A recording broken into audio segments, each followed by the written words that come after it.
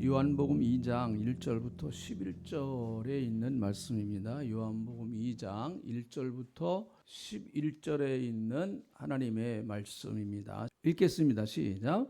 사흘째 되던 날 갈릴리 가나에 혼례가 있어 예수의 어머니도 거기 계시고 예수와 그 제자들도 혼례의 청함을 받았더니 포도주가 떨어진지라. 예수의 어머니가 예수에게 이르되 저희에게 포도주가 없다 하니 예수께서 이르시되 여자여 나와 무슨 상관이 있나이까? 내 때가 아직 이르지 아니하였나이다. 그의 어머니가 하인들에게 이르되 너희에게 무슨 말씀을 하시든지 그대로 하라 하니라. 거기에 유대인의 정결 예식을 따라 두세 통 드는 돌 항아리 6이 놓였는지라. 예수께서 그들에게 이르시되 항아리에 물을 채우라 하신즉 아구까지 채우니 이제는 떠서 연회장에 갖다 주라 하심에 갖다 주었더니 연회장은 물로 된 포도주를 맛보고 어디서 났는지 알지 못하되 물도온 하인들은 알더라. 연회장이 신랑을 불러 말하되 사람마다 먼저 좋은 포도주를 내고 취한 후에 낮은 것을 내거늘 그대는 지금까지 좋은 포도주를 두었도다 하니라. 예수께서 첫 표적을 갈릴리 가나에서 행하여 그의 영광을 나타내심에 제자들이 그를 믿으니라. 아멘. 오늘 우리가 읽은 이 본문 말씀은 예수님이 공생애를 시작하시면서 첫 번째 기적을 행하신 내용이다. 그렇게 말씀하고 있죠. 11절에 보니까 예수께서 이 첫 표적을 갈릴리 가나에서 행하셨다. 예수님께서 처음으로 기적을 행하신 이제 내용이 그렇게 기록되어 있습니다. 무엇이든지 그 첫 번째라고 하는 것은 굉장히 좀 의미가 있지 않습니까? 그래서 구약 성경을 보면 첫 이삭, 첫 태생 다 아주 하나님이 이건 내 거다 하면서 이렇게 말씀까지 하셨어요. 그만큼 그 처음이라고 하는 것은 상징성이 있는 의미를 가지고 있다고 봅니다. 그래서 예수님께서 이 표적을 통해서 그냥 단순히 이 어떤 기적을 행하시는 내가 이런 능력이 있다라고 하는 것을 단순히 보여주시기 위한 것만은 아니라고 봅니다. 여기에는 여러 가지 많은 것들이 함축되어 있고 또 여기에는 예수님께서 이 표적을 통해서 정말 보여주시려고 하는 여러 가지 의미가 담겨져 있는 본문이라고 봅니다. 예수님께서 이 처음 표적을 통해서 예수님이 세우시고자 하시는 하나님의 나라 그리고 우리가 믿는 기독교, 우리가 지금 기독교를 믿지 않습니까? 이 기독교가 과연 어떠한 특징을 갖고 있고 또 어떠한 나라인가? 기독교라고 하는 예수님이 세우시는 나라는 어떤 나라인가 하는 것들을 이 처음 기적을 통해서 보여주시기를 원하시지 않았나 이렇게 생각이 됩니다. 자, 예수님께서 이 첫 번째 기적을 통해서 보여주고 싶으셨던 기독교란 어떤 나라인가? 첫 번째는 예수를 믿는 기독교는 잔치하는 나라다. 잔치하는 나라. 한번 따라 합시다. 기독교는 잔치하는 나라다. 네. 여러분 가만히 생각해 보면요. 예수님이 당신을 드러내보고 싶으시면 이제 처음 예수님에 대해서 이때까지만 하더라도 많은 사람들이 몰랐거든요. 예수가 누구야? 예수님을 전도하니까 예수님이 도대체 어디 사람이야? 그분 저 갈릴리 나사렛 사람이야. 그러니까 아니 세상에 나사렛에서 무슨 선한 일이나 나사렛에서 무슨 인물이 난다고 그래. 막 그럴 정도로 예수님에 대하여 그렇게 사실은 무명의 사람이었었죠. 예수님 전혀 아는 사람들이 많지 않았습니다. 자, 이렇게 된다고 이럴 때에 예수님이 당신을 드러내고 싶으신다고 하면 어떤 기적을 행하시는 게 제일 좋을까요? 제가 볼 땐 나사로를 살리는 게 제일 예수님의 명성을 한꺼번에 확 드러내는 아주 좋은 그 기적의 사건 아니겠습니까? 나사로, 또 야이로의 딸, 그리고 또 나인성 과부, 뭐 이렇게 죽은 사람을 살려내는 어차피 예수님이 3명 살리실 거 아닙니까? 죽은 사람을 연달아 3명을 살려내면 예수님의 그 소문은 아마 전 이스라엘 나라 유대 땅에 한꺼번에 그냥 쫙 파도가 밀려오듯이 그렇게 퍼져나갔을 것 아니겠습니까? 아니면은 오병이어 기적을 행하신다든지 물고기 2마리와 떡 5개 가지고 얼마를 먹이셨어요? 몇 명을 먹이셨죠? 5천 명. 네, 5천 명을 먹였죠. 그러니까 5천 명의 떡을 얻어먹은 사람들이 각 지역에 가서 확 퍼져가지고 야, 예수님 따라다니면은 떡 먹고 고기 먹는다. 그러면은 뭐 그 소문이 제일 빠른 소문이요. 어디 가면은 밥 준다. 이 소문이 제일 빠른 소문입니다. 예수님 뭐 그렇게 하실 수가 있지 않겠습니까?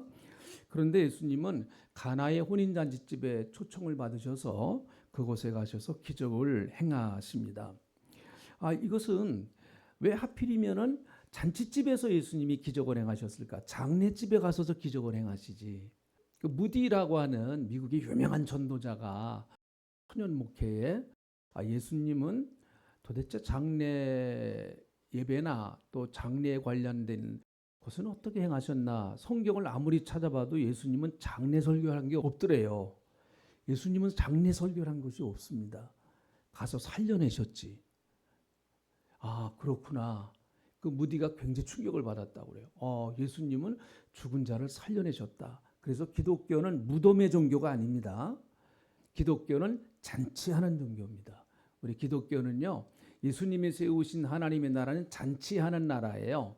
그래서 지금 왜 우리가 안식일을 안 지키고 주일을 지킵니까? 안식일은 원래 토요일이잖아요. 그래서 안식교인들은 지금도 토요일 날 아주 지키려고 애를 많이 쓰지 않습니까? 근데 우리는 뭐 토요일 날 구태여 지키지 않고 주일 날 지금 우리가 지키잖아요.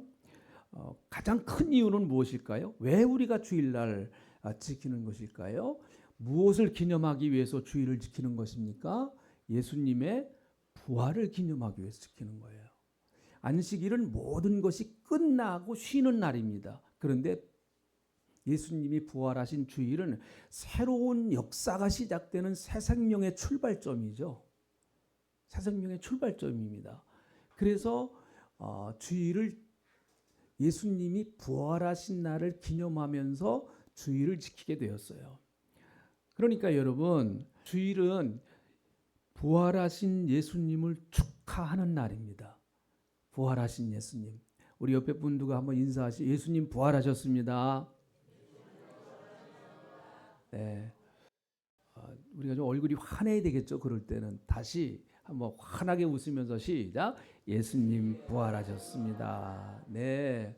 우리 예수님이 부활하신 그 날을 기념하기 위해서 오늘 우리가 이 자리에 모인 거예요. 가장 중요한 초점입니다. 그러니까 여러분 부활절날 슬퍼하고 부활절날 우리가 괴로워할 필요 없지 않습니까? 예수님께서 잔치집에 많이 가셨어요. 예수님은 아무튼 잔치를 많이 하셨어요. 보니까. 그래서 예수님을 보고 사람들이 예수님을 흠집내기 위해서 예수님은 어떤 사람인가 하면 먹기를 탐하는 자다. 그렇게 예수님을 흠집을 내는 거예요.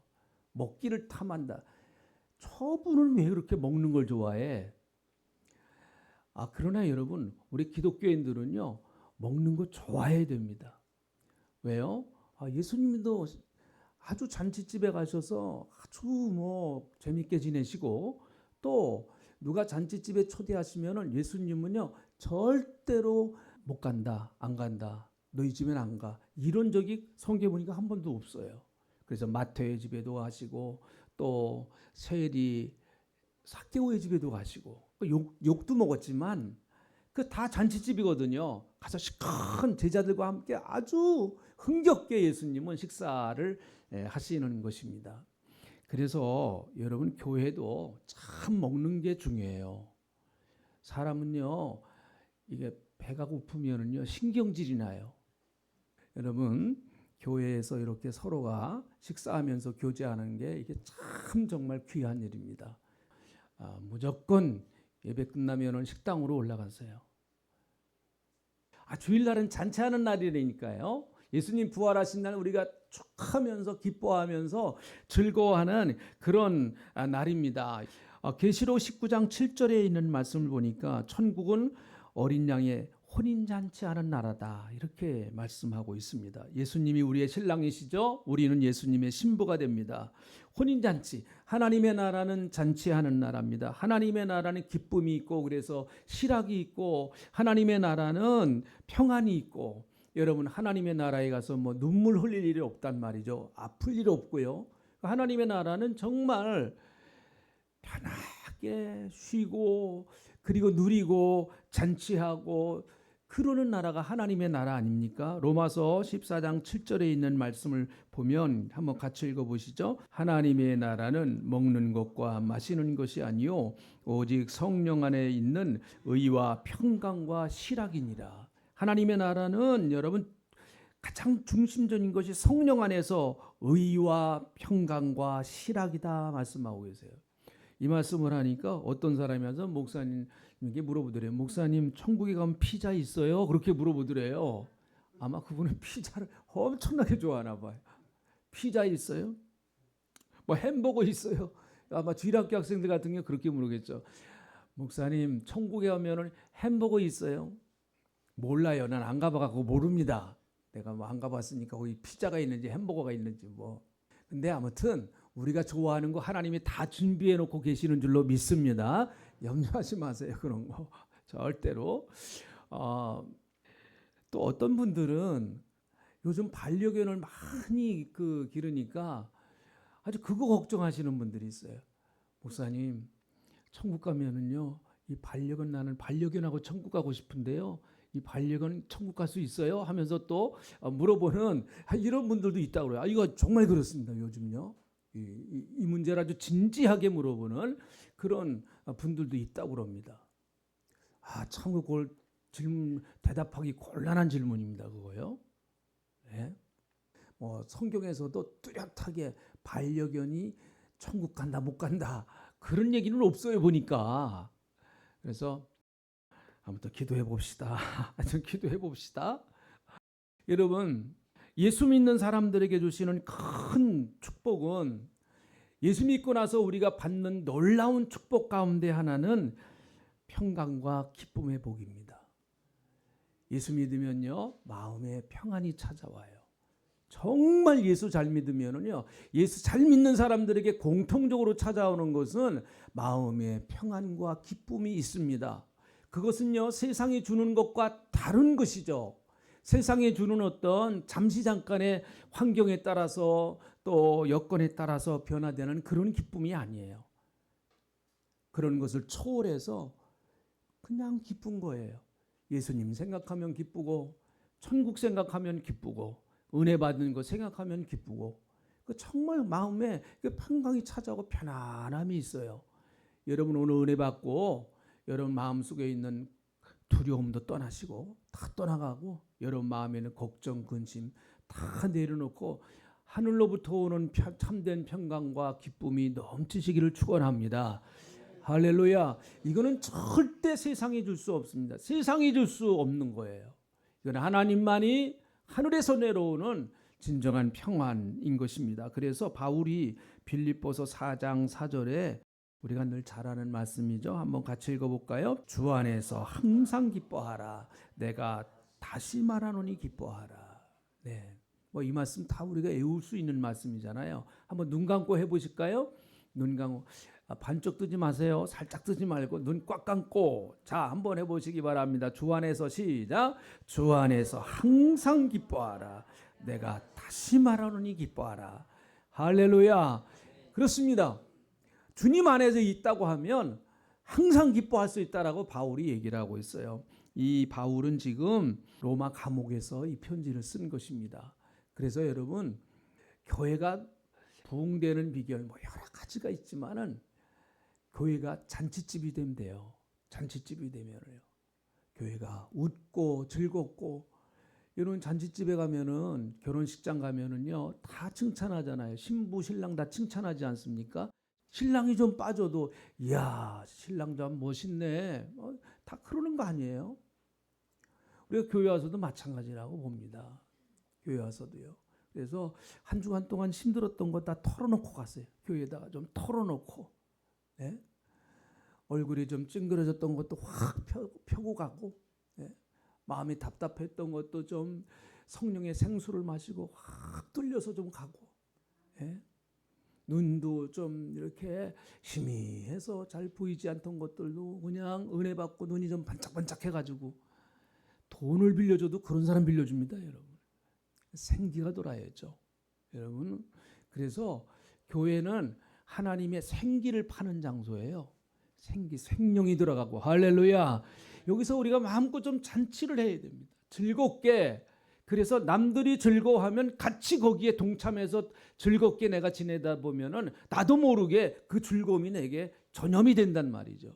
그래서 은혜 받은 성도들 보면은요, 야, 저분을 보니까 나도 기쁘다. 저분의 얼굴을 보니까 나도 내 마음이 편하지. 그런 마음이 든단 말이죠. 은혜는 전달되고 기쁨은 전달됩니다. 전달돼요.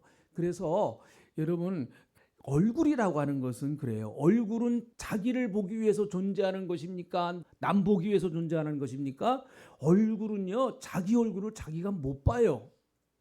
얼굴은 다른 사람에게 서비스하기 위해서 존재하는 거예요. 그래서 교회에 오셔서 다른 사람에게 혐오감을 주는 얼굴 갖고 계시면 안 됩니다. 조금 웃으세요. 이게 참 아무것도 아닌 얘기 같은데, 이런 것들이 별거 아닌 것들이 여러분 되어질 때에 그런 교회가 하나님의 나라의 천국이 그곳에 임하는 거예요. 하나님의 나라의 천국이 임하는 겁니다. 교회는 하나님의 나라의 천국의 지점이란 말이죠. 본점은 하나님의 나라에 있어요. 교회는 지점이에요. 지점. 그래서 교회에 오면 하나님의 나라를 볼 수 있어야 됩니다.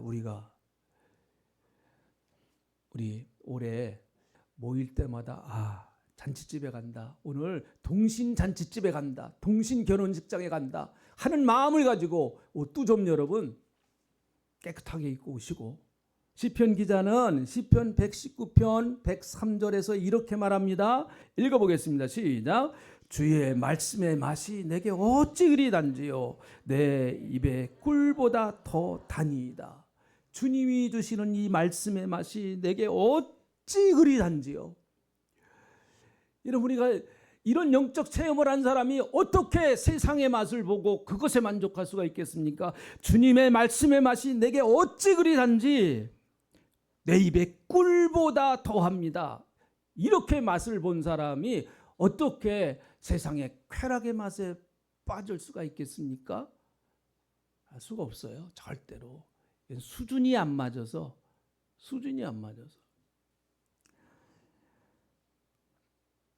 포도주는 색깔이 있잖아요. 물은 색깔이 없습니다. 다시 말하면 예수 믿으면 삶의 컬러가 변합니다. 예수 색깔이 나타나요. 진짜 거듭난 성도는요, 그의 삶을 통해서 예수의 색깔이 나타나게 되어 있습니다. 예수의 빛이 나타나게 되어 있습니다. 육신의 빛만 나타나다가, 여러분, 육신 것만 내 삶 속에서 나타나다가 정말 내가 물과 성령으로 거듭나서 예수님이 내 마음에 오셔서 나를 주장하시고 인도하신다고 하면 반드시 그 삶을 통해서 예수의 컬러가 나타나요. 컬러가 바뀝니다. 흐리지직하던 컬러가 무지개색으로 쫙 변화되고 멋있는 삶을 살게 돼요. 여러분, 가는 곳곳마다 정말 예수쟁이로 사시기를 축원합니다. 자, 아멘 크게 합시다. 할렐루야. 가는 곳곳마다 정말 예수를 나타내고 나를 통해서 예수가 드러나고 가치가 변하죠. 물은 별로 가치가 없어요. 아까 얘기했던 항아리에 들은 물은 별로 가치가 없는 물입니다. 그러나 이 지금 포도주는, 변한 포도주는 정말 이 잔치집에 아주 가치 있는 것이죠. 예수 믿으면 삶의 가치가 변화됩니다. 어떨까요? 예수 믿으면은요, 예수님이 나를 보실 때에 어떻게 보시는가 하면, 야, 너는 내가 정말로 사랑하고 내가 너를 정말로 귀하게 여기는 너는 내 자녀야. 그렇게 가치가 우리가 변화되는 거예요. 가치가, 나는 하나님의 자녀로 여러분 급상승하는 그런 가치 있는 인생이 돼버리고 마는 거예요. 여러분 하나님의 자녀가 된 줄로 믿습니다. 우리 아멘 한번 먼저 크게 하시죠. 우리 모두 다 하나님의 자녀인 줄로 믿습니다. 아멘. 이 자신감을 가지고 우리가 살아야 되겠죠. 하나님의 자녀. 그 가치예요. 내 인생을 살아가는 최고의 가치는 나는 하나님의 자녀다. 여러분 이거 얼마나 귀한 것입니까? 하나님이 나를 보실 때 그렇게 보시는 거예요. 그래서 하나님이 나를 너무너무 사랑하시기 때문에 매도 때리는 거예요. 그래서 매도 때리는 것입니다. 성경의 로마서 1장을 보면 하나님이 버린 사람들이 있어요. 하나님이 버린 사람들. 하나님이 버린 사람들에게 나타나는 현상은 어떤 현상인가 하면 하나님이 전혀 간섭을 안 하시니까 그 사람에게 어떻게 살아도 아무런 일들이 안 일어납니다. 하나님이 개입하시는 아무런 일들이 안 일어나요. 어떻게 살아도. 이건 정말 불행한 거예요. 하나님을 떠나면 반드시 징계가 옵니다. 왜요? 하나님의 자녀니까 하나님이 때리는 것이죠. 우리가 잘못된 길로 나가면 하나님은 반드시 우리를 때리십니다. 징계를 하십니다. 왜요? 우리를 사랑하시기 때문에, 당신의 자녀이기 때문에 그렇습니다. 우리가 다 자녀를 키워보셨잖아요. 옆집 자식 내가 때립니까? 안 때려요. 내 자녀를 내가 때립니다. 내 자녀가 너무 귀하기 때문에 다른 길로 가면 안 되기 때문에 그렇습니다. 사랑하는 성도 여러분, 예수를 믿으면은요, 굉장히 내 스스로도 내가 볼 때 내가 괜찮은 사람이구나, 그렇게 이제 달라져요. 예수 믿기 전에는 내가 찌질이 못난 사람 같고, 예수 믿기 전에는 내가 뭐 잘난 거 없는 것 같은데, 예수 믿고 나서 보니까, 예수를 잘 믿고 주님 안에 들어와 보니까 여러분 자존감이 높아져요. 자존감이라고 하는 것은 나를 귀하게 여기는 마음이에요. 나를 귀하게 여기는 마음이에요. 그러니까 자존감이 높아진 사람은 모든 일에 자신이 있어요. 뭘 잘해서 자신이 있는 게 아니에요. 그냥 자신이 있어요. 한번 해보자 하는 거예요. 주님이 나와 함께 하시니까 한번 해보자 하는 거죠. 그런데 자존감이 낮은 사람은요, 뭐만 높은가 하면, 뭐만 높아요? 자존심만 높아요. 자존심만. 그래가지고 누가 뭐라고 조금만 그래도 그냥 그것 때문에 상처가 되고, 누가 조금만 싫은 소리를 해도 그 사람하고 싸우려고 막 덤벼들고 그러면 이건 자존심만 있어서, 자존심만 아주 강해서 그래요. 그러나 여러분, 내 마음에 내 스스로가 자존감이 강하면은 누가 무슨 얘기를 해도 괜찮아요. 왜 그래요? 나는 내 스스로를 귀한 사람으로 내가 생각하니까, 그래 네가 나를 어떻게 생각해도 난 괜찮아. 그렇게 됩니다. 우리 성도님들 좀 자신 있게 여러분의 남은 생애를 정말 주님이 여러분을 자녀 삼으셨으니까 좀 자신 있게 우리 한번 올 한해 살아가는 그런 한 해가 되시기를 축원합니다. 마가복음 9장 23절에 예수께서 이르시되 할 수 있거든이 무슨 말이냐? 믿는 자에게는 능치 못할 일이 없느니라. 또 빌립보서 4장 13절에 내게 능력 주시는 자 안에서 내가 모든 것을 할 수 있느니라. 여러분, 어떤 분이 이 말씀을 가지고 그냥 믿고 살았대. 빌사일삼 빌립보서 4장 13절 빌사일삼, 나를 성공시킨 말씀이 빌사일삼이다. 이러더라고요. 그분은요. 한번 따라합시다. 빌사일삼.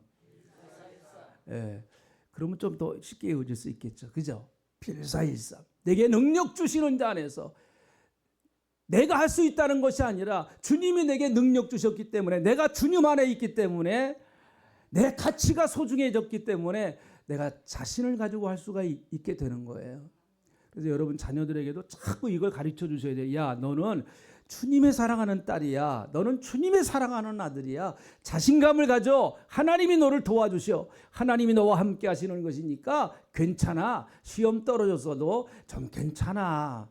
떨어진 사람들이 더 많아 요즘은. 그러니까 괜찮아. 자신감을 가지고 한번 해보자.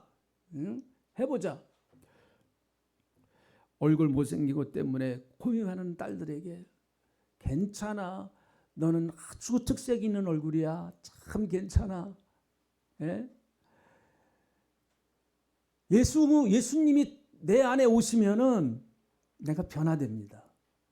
반드시 정말 예수님이 여러분 안에 계시면 반드시 주님은 여러분들을 변화시키세요. 그래서 고린도후서 5장 17절 한번 같이 읽어보실까요? 고린도후서 5장 17절 읽어봅니다. 시작.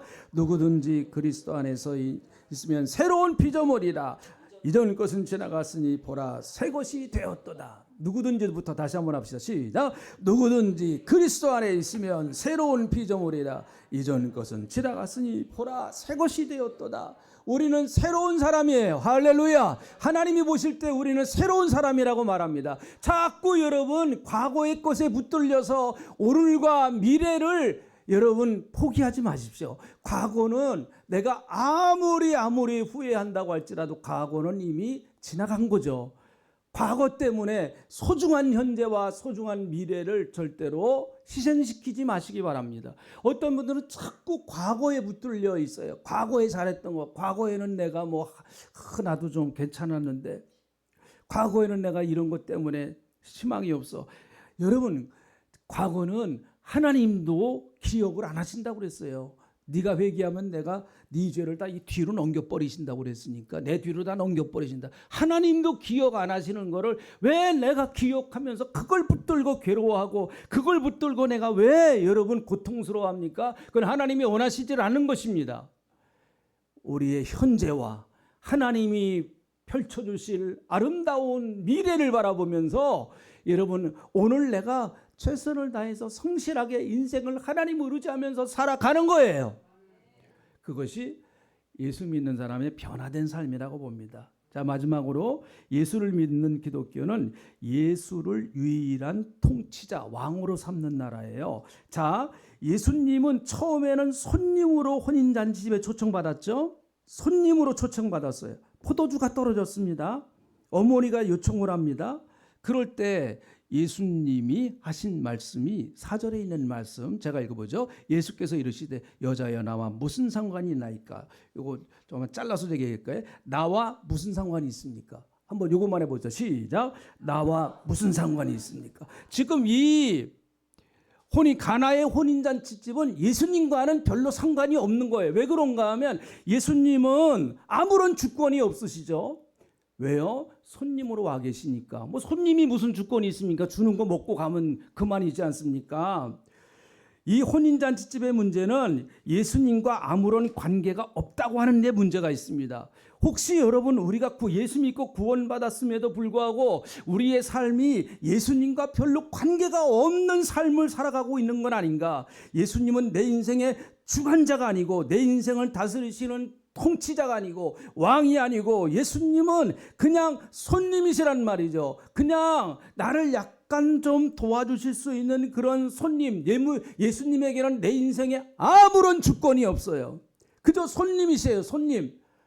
저 구덩이에 계신 손님이에요. 그래서 내가 필요할 때 잠깐 불러내는 손님이란 말이죠. 그리스도인에게 예수님이 손님이면 반드시 결핍 현상이 나타납니다. 포도주가 모자라는 결핍 현상이 반드시 나타납니다. 이것은 우연이 아닙니다. 준비가 미비되었다고 볼 수도 없는 것입니다. 이것은 불신자의 시각이죠. 그리스도인에게는 절대로 우연이 없고 필연뿐입니다. 우연한 불행, 우연한 고난 없습니다. 여러분, 하나님의 기쁘신 뜻이 있는 고난, 결핍, 불행인 것입니다. 예수님이 주권을 가지고 행사하시기 시작할 때 이제는 손님이 아니라 주인이시고 왕이시고 주권자고 모든 주권을 주님이 행사하실 때 이 가나의 혼인잔치집의 급박한 문제가 해결됐어요.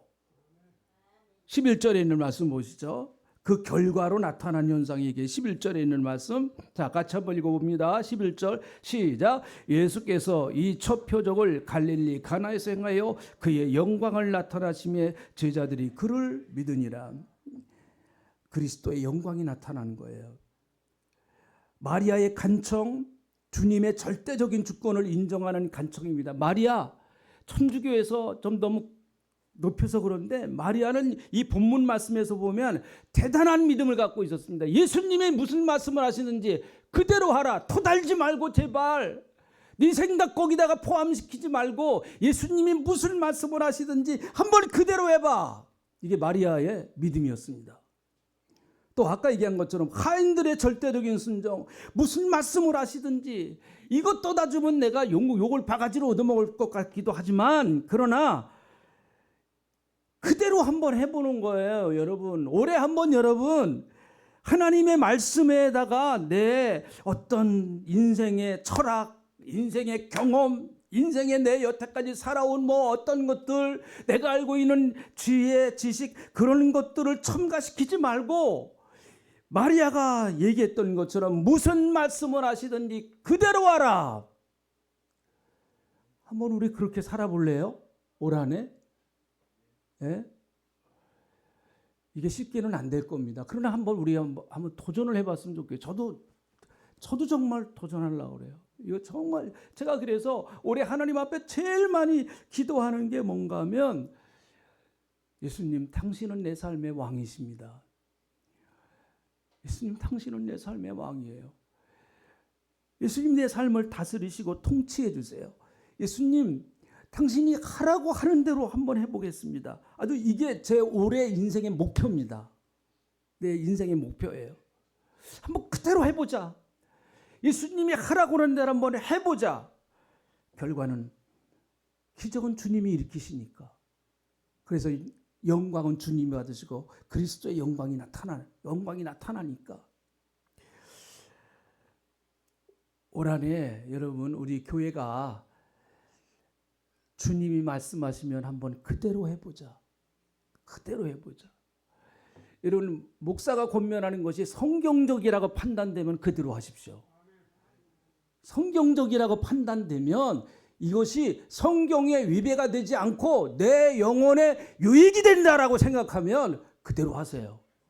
그대로 좀 한번 해보시기 바랍니다. 토달지 말고 목사님 그러지 말고 한번 쉽지 않은 거예요. 쉽지 않습니다. 그러나 한번 제가 여러분들에게 권면하는 것이 비성경적이다 그러면은 항의를 하세요. 저한테 항의를 하세요.